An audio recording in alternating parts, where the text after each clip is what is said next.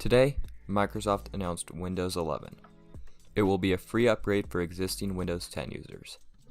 They have updated the minimum hardware requirements, which you can manually check for, or you can use their tool to automatically check. I recommend using the tool because it will also check for TPM 2.0 and other things.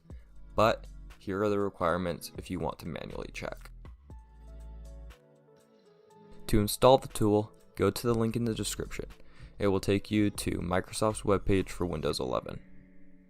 Scroll almost all the way down and press the Download App button. Once the tool has finished downloading, open the installer and follow any instructions. The tool should automatically open after you've installed, but if it doesn't, just search for PC Health Check in your apps. Once it has opened, press the Check Now button and give it a few seconds. If you see the same dialog as me, you're good to go. So when will we be seeing public Windows 11 releases? Sooner than you think.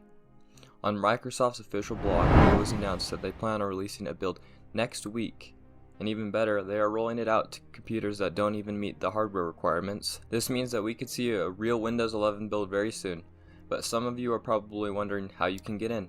It's actually very simple. To start, type update in the Windows search bar. Open the one titled Check for Updates, and then navigate to the very bottom where it says Windows Insider Program. Go ahead and click on that and press the Get Started button.